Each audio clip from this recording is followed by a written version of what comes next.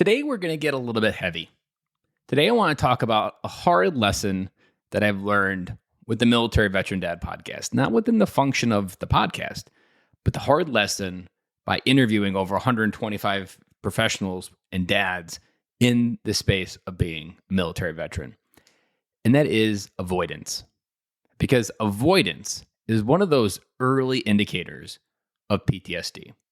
Now, you might be listening to this episode and getting ready to hit next or skip because you don't think this applies to you, because PTSD is something that just gets applied to veterans as a diagnosis for trauma that they've maybe experienced.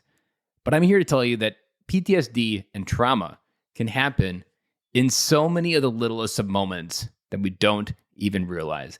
It can happen in a car accident. It can happen in a situation where you got fired. Now, here I want to read a definition that I first heard about from the book Soldier's Guide to PTSD, written by Virginia Cruz. And it talks about the post means after. Trauma is exposure to death or serious injury or sexual violence. And trauma happens to you. It is not something wrong with you. Stress is your body's psychological and physical reaction to danger. Disorder is a clinical word that means your symptoms are getting in the way of your walking, talking everyday life. That's all. It does not mean that you're messed up. It does not mean there's something wrong with you. It just means that there's something interfering with how you live your life every day.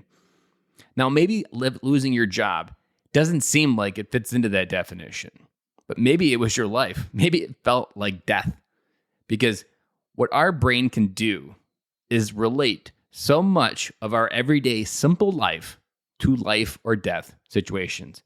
The fear part of your brain will apply the same logic of a lion, tiger, or bear that it did when you left the cave millions of years ago, as it does to you getting on a stage and giving a presentation. And what I want to talk about this avoiding is one of those things that is that early indicator that there's something wrong. So look at yourself and maybe what you might be avoiding. Maybe it's family reunions. Maybe it's a conversation.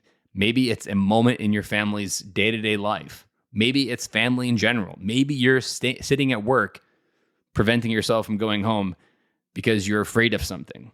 Whatever you are avoiding, I would challenge that and say that you might be sitting on something that needs to be dealt with.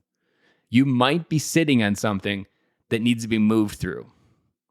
Most people that don't think they have a PTSD don't even realize that avoidance is the most common early indicator of a much deeper issue.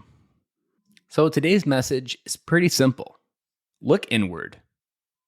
Ask yourself a hard question. Am I avoiding something? Am I avoiding growing in an area that I really need to? Growing through something that is preventing me from getting to the gym in the morning, getting my health in order so that I can live a long, vibrant life. All of these things are probably tied back to something that you need to grow through. This avoidance is often what keeps men stuck in the world of, I'm just a guy that pays the bills. I'm just the provider. Because we avoid all the other things.